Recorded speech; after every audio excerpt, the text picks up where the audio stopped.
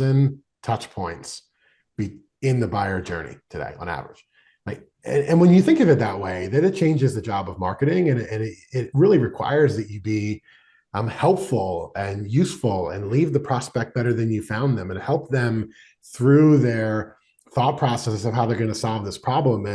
And in that, yeah, while more people want to weigh in on it and more people want to look at different alternatives, be the most helpful, be the most useful. And that's how you ultimately, you might not be able to shorten the cycle. You might not be able to reduce the number of people in it, but that's how you increase your conversion rate throughout it. When other competitors might be after, I ran a thing, I got a meeting, a BDR is going to chase it. Are you ready to buy yet? You're competing against that. And I think you have an opportunity to be more helpful and win more because of it. You are listening to Power Marketing with Kevin Lee. Kevin and his agency Did It have helped thousands of businesses win through superior marketing, as have his books, articles, speaking engagements, and the E-Marketing Association Power Marketing podcasts. Here's Kevin. Hi, I'm Kevin Lee with the E-Marketing Association. I spend most of my week running Did It, a digital-first marketing agency that also does a bunch of traditional work, especially in B2B, including direct mail. I invented some fun technology there. I have my own brand, Truth Nutrition, that I use to run marketing experiments that no sane client would let me run under Did It. And I run a nonprofit, Giving Forward. So I am pretty busy and I delegate as much as I can to other folks. I'm super excited to have Domenic Colasante with me because he lives and breathes the world of B2B marketing and is the founder of 2X. So let's start, Domenic, with your origin story. There's always a catalyst for a person deciding that there's a problem in the marketplace that needs to get solved. So what was the catalyst for you founding 2X? Yeah, thanks for having me, Kevin. And it's exactly, I didn't wake up one day and say I wanted to be an entrepreneur. I sort of was putting one foot in front of the other in life in the marketing chair, and 2X came about. And I'll tell you that story. I was a CMO of a management consulting firm in the tech industry. And I found a couple problems in trying to do that job really well. And I think every CMO has these problems. I don't think I was unique, but one, I never had enough money or time or budget or people or skills to do all the things the business needed me to do. That seems like a common problem today still. But not only that, but then every year I got greater expectations of what I might produce and sometimes less resources to do that. That problem was very real for me. And so I was trying to lean on other, service providers in my orbit to help me close that gap. And, I used a lot of agencies and bought a lot of tech and tried to get leverage. And what I found was a lot of the service providers in my ecosystem were really good at like a single thing. They could help me on a project. They could help me on strategy. They could help me on PR or SEO. But most of my problems weren't a single thing. They were in need like lots of different things working together. And so I started to look at, there's got to be a way to get some offshore leverage into the company, give me a little more capacity. There's got to be a firm in the managed services type area that can handle more of the variety of execution needs. And so I spent about a year trying to find someone that really understood B2B, that really understood, the many different disciplines that had an economic cost advantage that would give me scale. And I frankly couldn't find one after a year. So I ended up building my own team in Southeast Asia, in Kuala Lumpur first, to be my marketing team. And I got all those things. I got expertise. I got tech excellence on B2B. I've got the cost arbitrage. And that was really the idea. It was an engine to support me as a CMO.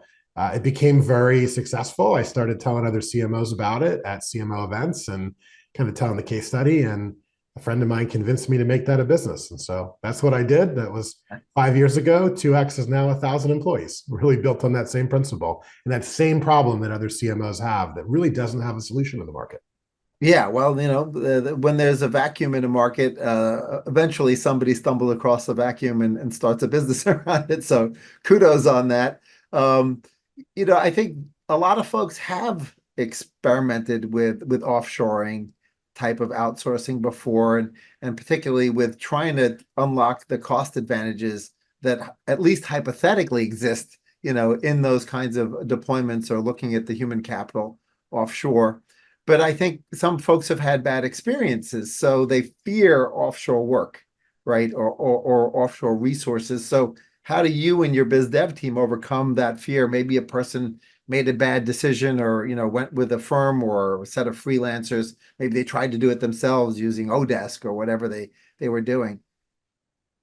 Yeah, that's a legitimate concern. And while offshoring and outsourcing has been very successful at most function in business, like IT and finance and accounting and procurement, I think it's been done wrong more often than it's been done right in the marketing space. And so there are some legitimate concerns. But I think what we've tackled is really a different way to do it. And really, our process is about explaining that and showing that to customers. And if they're open to learn about, a different way to do it or a way that it's actually been done right for the first time, we tend to be very effective at helping them. A couple things in there. One, I think it's very important to do this in the right geography. English proficiency is the most important thing in the work of marketing. And too often the wrong geos have been prioritized. We very intentionally selected Southeast Asia, specifically Kuala Lumpur and the Philippines, where you have some of the most English proficient offshore workers of anywhere in the world. Philippines in particular has more English speakers than any country other than the US or the UK. And so it's number 3 in that list. I think that kind of element is critical. The second is I think there's in the work of marketing, there's a real equal balance between doing tasks and innovating, building strategy. And I think a lot of markets tend to go one way or the other. They tend to be really task focused and you have to really document what you want, or they're sort of innovating and creating. And then there's sort of a lack of process adherence or, operational rigor. What I found in Southeast Asia was the best combo of both of those. I found an incredibly creative workforce that has best in world writing, design, entrepreneurial thought, and innovation, but also this real rigor on the science side of marketing, the process, the thinking about how to run a regimented best practice engine. And so equalizing those two pieces, I think, is also a geographic thing. The last thing I would say is it's about when you're looking at offshore or thinking about it, it's not just about cost save. Like the cost save is real. There's significant leverage there, but it has to be something better. It has to be more capability, more impact, more expertise. I was just this week speaking with a Fortune 100 CMO, and they are struggling with ABM in their B2B businesses. It's a part of their business. It's not the central part. And so they don't have that expertise. And they're looking to us as a best in world expertise for B2B ABM. That's the component that an offshore engine has to have to really be viable. So, and you have that plus the cost savings. Now it's a transformational option. I think we're the first firm to really build it that way. Right, right. One of the other, challenges is, whether or not there should be essentially an oversight or management layer that's domestic. And I've seen that in other areas of offshoring is that it's sort of a hybrid model where there's maybe an account manager who happens to be English as a first language, and then there's folks offshore. But it sounds like you've managed to identify regions where the English proficiency is so high that it perhaps doesn't necessitate that sort of onshore layer. Yeah, that's exactly right. If you can normalize English as a first language, then the only difference between offshoring and onshoring is the geographic distance. But in reality, all of our employees are remote or virtual in the US. And so whether they're, down the street from our office or on the other side of the world, if you can take that communications gap out of it, you've really reduced a lot of the friction and a lot of the risk. Although I think there is a piece of account management to play here. And I think it's when we believe that the opportunity to really think about the operating model and the organization chart and how marketing decides what it does internally and what it relies on external partners to do. I think that's a bit of a conversation around what work is strategic, it needs to be insourced, is something only you can do, and then what work is a run process, is execution oriented. And when you separate those lanes, one of the things that the retained organization or the in-house team that you have in the future, one of the things they need to be good at is managing vendors and building partners and directing programs versus building programs. And so while I think there might not be that communication friction, there is a bit of a role change of rather than the internal marketer doing all the work now they're planning the work, recommending what's important, prioritizing different alternatives, and then ultimately managing a vendor. And so that change also needs to occur, even if there's no friction in communication. Right, right. One of the things, running an agency where our biggest category suddenly became B2B. We used to be mainly e-commerce, but just our pipeline it was mainly due to referrals. Like we just got a whole wave of B2B referrals. But one of the things that we noticed as an agency is like sometimes we'll learn something on one client and it'll end up being really apropos for another client, right? And so that's part of, I think, the value that agency style organizations bring to the table is that, we're experimenting across a dozen or 24 clients simultaneously, trying new things, trying new channels, trying new marketing communications, messaging, et cetera. Has that been a factor for you guys as well? Is there sort of an internal methodology for best practices sharing across the internal teams? Yeah, that's huge. That's one of our biggest value props, I think. And I put us kind of in between an internal firm and an external agency Right. because of the way we deploy with more like FTE dedication for a client, Yeah. but we are a third party partner. So we're Yeah. sort of the best of both of those worlds, I believe. But the way that we've structured our firm is totally focused on sharing those kind of best practices and innovation, because that's the value that a third party partner Yeah. brings to a client. And so for us, if you work in the firm, you have two groups you're a member of. One is your client team that's fully dedicated to that client, that wakes up every day working on that client's priorities. The second is your community of craft. And so if you're a writer, you're with our 100 other writers. If you're a designer, you're with the 150 designers. And then even specifically, if you're a video person in the designer group, you're with the 30 other video people. And so those communities of craft in our world are really where that innovation comes from and can share. And it's also great for employee retention of those people because they get development and they get to hang out with their people. But we've also invested in leadership for each of those craft areas. We call them center of excellence principals, who are non-billable, fully dedicated people around sharing the best practices, building training, creating community, sharing innovation, trying something new. Our writing team was early on to pilot Jasper on the AI side before anybody brought it up. They organically found that and started bringing it in. And like those kind of things that you see in one client, where you just see when you're looking at what's in the market, is really what powers making the work better. Yeah. And then bringing that into the specialization for the client. That's, I think, the best way to run a business like this. Sure. Pivoting to more of a tech-related question, within B2B in particular, there's no shortage of technologies that can be used, from business intelligence or CRM or, other ABM-focused technologies, data sources for your ABM that you can plug in. And that decision-making around that tends to be pretty onerous for CMOs, especially if they've been brought in as sort of a digital transformation CMO, right? Where they're supposed to go in and remove the Post-it notes as the method of keeping track of things and move to something a little more sophisticated. So do you find that you get sucked into that sort of that role on a more strategic level where people are sort of saying, well, while I deploy with you, like, what do you guys think we should use? Because you'll be using it and we'll be using it. Definitely. I think that we come from a different side of it. We find that most organizations, and we tend to be a little more enterprise centric, larger companies in our client base, but most organizations we work for have been on a tech spending spree for the last 5 years. They've bought every tech they can get their hands on. Right. Sometimes they have too much tech. Or they've bought it all and it's the right tech, but it hasn't been integrated. It's barely deployed. Gartner does a study every year where they say of all the MarTech out in the world, what percentage of it is being used. Last year, it was 33%. That's scary. It was 58% 2 or 3 years ago. So it's getting worse, and yet we're still buying more. And so we often come into a situation where there's a lot there, and there's a huge amount of value just by using it, by doing the things that the vendor said it can do, who sold it to you, who might not have talked about change management or services or sort of the human side required to actually bring the use case to life.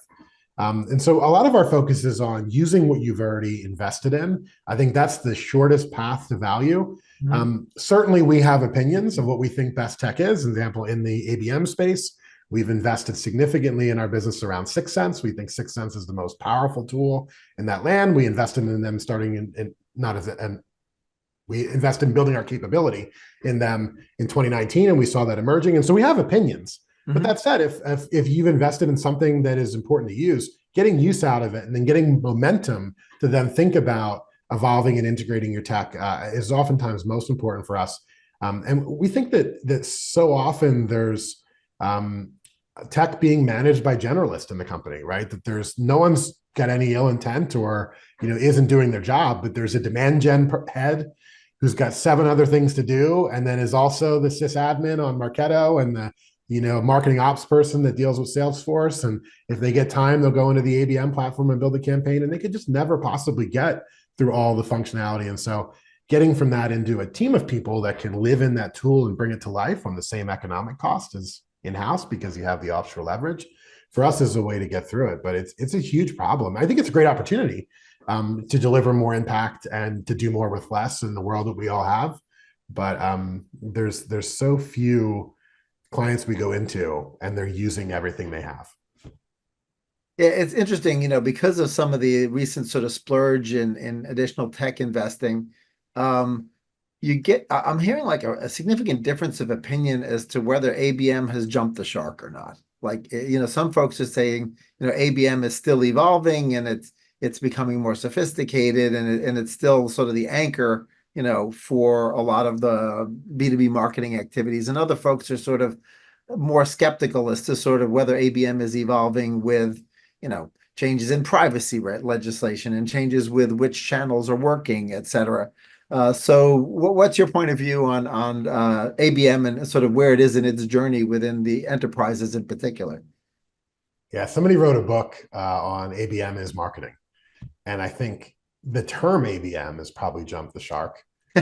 Now everyone's changing it to ABX or account-based everything or account-based experience, or not just marketing, it's sales too. It's account-based go-to-market. Everyone's trying to reinvent the word in some way. I think what hasn't jumped the shark is the ideology that it enables, which is let's be more targeted and more intentional of how we reach out to organizations based on where they are in their journey. And let's treat them with respect and education and, try to get engagement, not just try to get, a lead. I think that ideology is very strong, evolving every day, consistently getting innovated upon with some of the tech vendors that are building new capabilities. But it's not just about, it's not like a tactic or just a part of marketing. It is marketing. I mean, and in a way, as a B2B marketer my whole career, we've always been segmenting before we market, right? You learn that in school, and I come from the world that a marketer is only as good as their list. And thinking about who you're going to go after and marketing with personalization and focus is sort of the root of ABM. It's just a new word for it.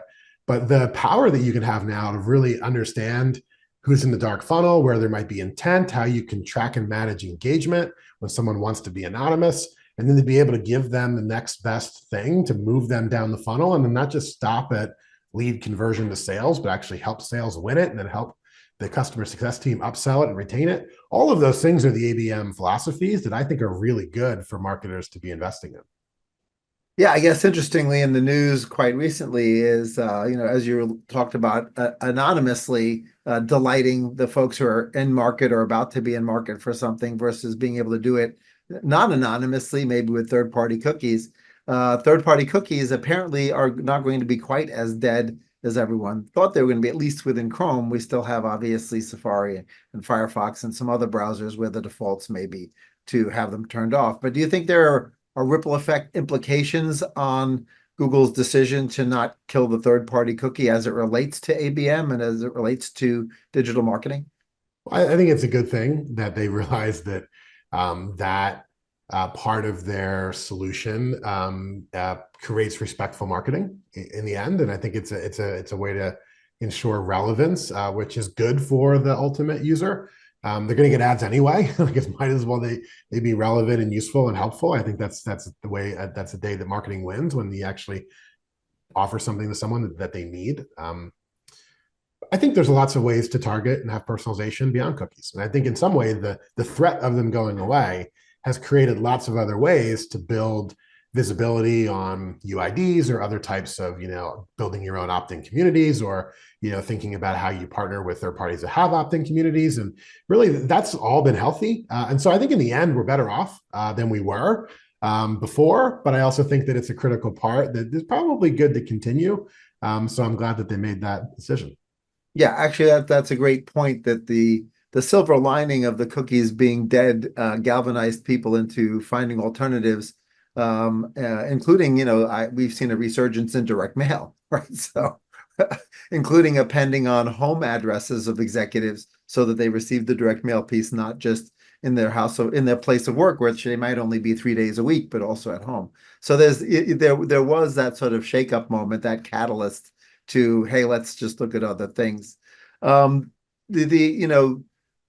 One thing that happened, and maybe it's getting pulled back, is when there was the sort of threat of recession.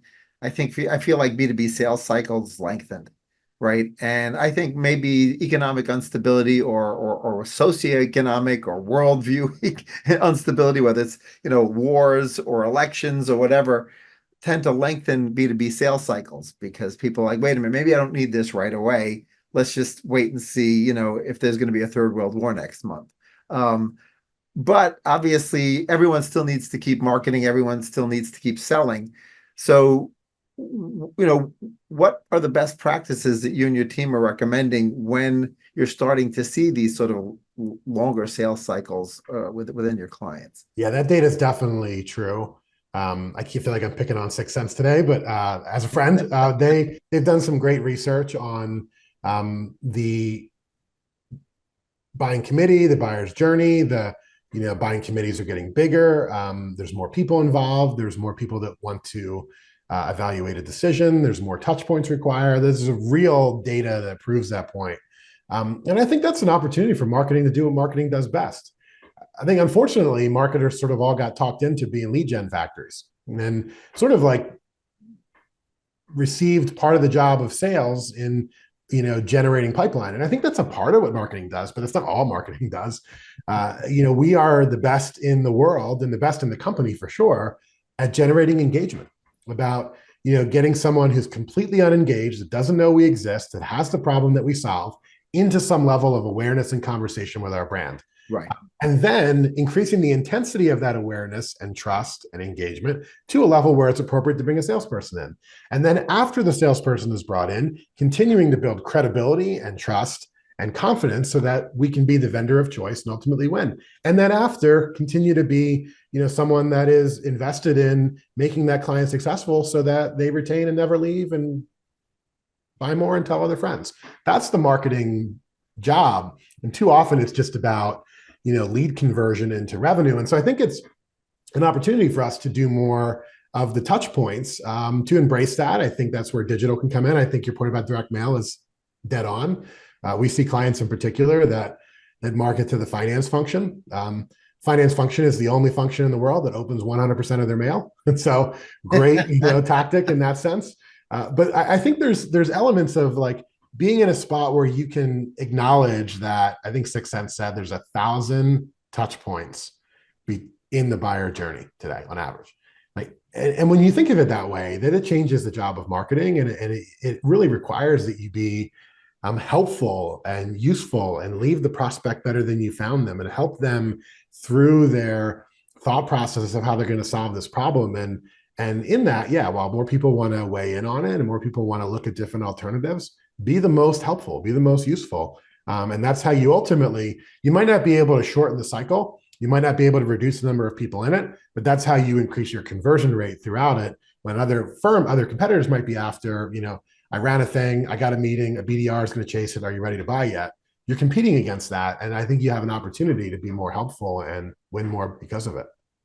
Yeah, you touched on something, and I'd love to, dig a little deeper on it, which is, LTV maximization is also important within B2B, right? It's not just all about bringing in the customer and delighting them, during their first month so that they're, that they don't immediately churn, but, reducing churn rates overall has a huge impact on obviously the profitability of the clients, but it also percolates up into what your allowable cost of everything is in the marketing funnel, which media you can afford, right? If you can add 30% to LTV, then that manifests itself in being able to be more aggressive and still hit your numbers.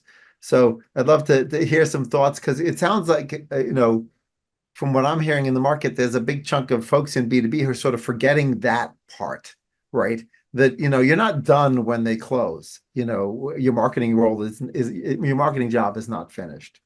Amen. Yeah. And I'll tell you a story in our company. I mean, as we brought on a private equity sponsor last year. And Right. so I'm, dead in the middle of thinking about LTV all the time. And the number one most important metric in our business is net revenue retention. Proud to say it's over 100%.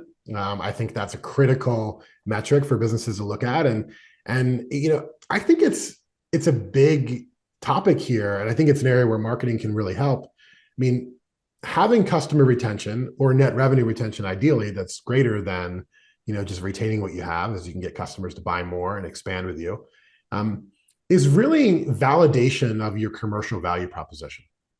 That you provide something to the customer that benefits them more than the cost they pay for it.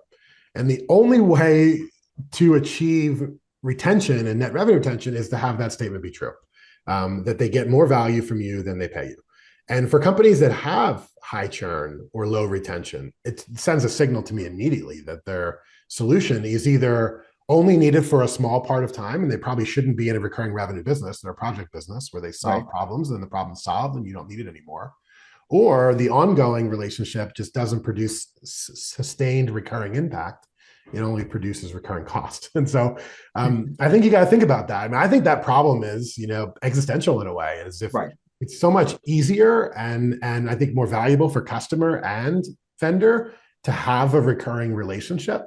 It's an easier business to plan. It's an easier business to run. It's easier for the client to have predictability of expenses and consistency of service.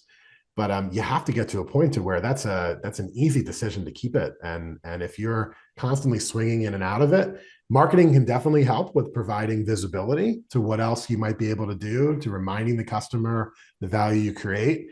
But sometimes that's marketing is a very small part of that problem. I think it's as much about the service itself or the product itself. Do you think that CROs should be more connected to operations and fulfillment, since technically their title says revenue, right? And, yes. and given how important churn reduction is, and continuing to delight the customer is, I see some org charts where that they're not connected at all, right? And at least a dotted line would seem to be appropriate. Yeah, I don't know if it's reporting lines as much as it is culture that the CEO sets. In our business, our CRO and our head of operations, chief service officer in our world, are together more than anyone else in each of their lives, probably more than their spouses. And I think that relationship of making sure that that they're constantly staying in sync on, what capabilities we have, and then what type of clients we're trying to recruit, what solutions we're putting together, how we're designing relationships and setting them up with the right expectations. Like, that is so important for those to be connected. And I think it's about transparency and trust between those two organizations. I don't know if it's always that the CRO needs to direct what operations does. I think it's good that the CRO has a point of view and shares it with operations. The same way, I don't think it's always appropriate for the operations group to tell sales. And, if you happen to have marketing under there, I would often disagree with marketing being under the CRO, but if that is there, I don't think operations should always be dictating to the business. I think it should be a very collaborative conversation where everyone kind of lands on the same answer because they're working on the same strategy and they're trying to do the same thing. And it shouldn't be two groups working in different directions. If that's the case, then they have the wrong incentives, or they're not aligned on the strategy and it's the CEO who isn't pulling it together. And so I think very close integration. There's so much talk about like sales and marketing integration. I think it is, as you said, it's revenue and operations integration. That's really the one we have to work on. But when you get that right, that's what drives retention. That's what drives, scale. That's what drives profitability. That's what drives overall just happiness in the organization, which I think carries to your customers and to your investors. Yeah, absolutely. Great point. You're obviously closing new business all the time, so you have in a unique perspective to sort of see common mistakes. that maybe repeat themselves over and over again, or there are common themes that your team sees when they, have an opportunity to deploy and help your newer clients out. Anything that you would bring to our attention that you continue to see over and over again as you launch new relationships? Yeah, it might be stating the obvious, but the CMO tenure is in a very tenuous position. It's all-time low, and I think a lot of that, um, what we see is incremental action is not appropriate or really desired by the business. I think driving towards transformation in how the organization runs and how marketing delivers value, in how the organization is structured, in how vendors are brought in, and how the tech stack is used. Um, as we onboard clients, as we talk to clients, that's really what we think the mandate is for marketers, is to do something really significant and different and materially exponentially better than the past. And the only way to do that is to really reimagine how the organization runs, how the partner mix is, and then really how the marketing function creates value for the revenue engine. And so move beyond tactical into, I just need to get this event managed, or I just need to get this campaign out the door, or I just need to be more efficient with this bucket of ad spend, into, how am I going to activate customers in a way that we've never done before, in a way that produces a very different CAC to LTV ratio, in a way that drives really significant engagement and conversion. That's the biggest thing that we sort of try to talk people through as they go through evolution. Yeah, you got me thinking, like I'm trying to now see which is cause and which is effect, right? So when you have high CMO churn, if the person knows there's high CMO churn, their strategy when they get there is going to be different, right? Than if they really feel confident that they're going to be there for 5 years, right? I mean, and it's upper funnel versus mid versus lower funnel investment, but it's also investing in the kinds of things that could take a lot longer to manifest themselves, like SEO. I mean, SEO is an 18 to 24-month investment if you really want to start to see the results of it. And if the person thinks, well, I'm only going to be here for 24 months, then why bother investing in that, for example? So like, it's like a chicken and egg, like which drives which on the underinvestment in the areas that deliver long-term value to the enterprise? I think because there is such short tolerance and patience with marketing leaders working on really long term returns. I think it's a game of momentum. And so I think it's about coming in and identifying change that can be materially impactful very quickly, either on cost or efficiency. That's usually an area you can impact very quickly, Right. or impact on the revenue side in some area that we can get a program in market fast. We can get something activated that the business has wanted to do. We can turn on something for sales they've always wanted. We can deliver something really visible that's a win to wave the flag. None of those things are generally, let's rebrand the firm, let's build a new website, let's put a new SEO strategy in place. So I think it's about, in the journey of, maybe the tenure is 18 months or 2 years, but it doesn't have to be. And one of our clients is CMO for 7 years, right? And that comes from building momentum, producing results, then using those results to produce some of the long-term initiatives and to seed those. But every quarter you have to show something, and you almost have to have the long-term things incubating while you're delivering short-term results, and constantly be working in those two zones. I think if you lean to one or the other, if you do all the short-term things in a year, you'll have nothing left to do, and then the business will never have achieved its real transformation or value that they're after. So you almost have to think in those two lanes, and in some ways prioritize your team on those two missions, and really operate with intentionality in the short term and visibility to the long term at the same time. Yeah, great point. Sometimes I even see the flip side, which is that, due to the language that's used within B2B, the sort of demand gen language, right? That people sometimes forget, or teams sometimes forget, that there are hand raisers, like within search or within other channels, where you really have to just harvest the demand, and the intent is extremely high. And they're underinvesting in demand harvesting because they're overly focused on demand gen. So how should people think that through, with regards to finding that balance between demand harvesting and demand gen? Yeah, I mean, I would use the word demand capture but harvesting it, we mean the same thing, I think. Yeah. And I think of the demand capture versus demand gen problem in the same way as the short term versus long term.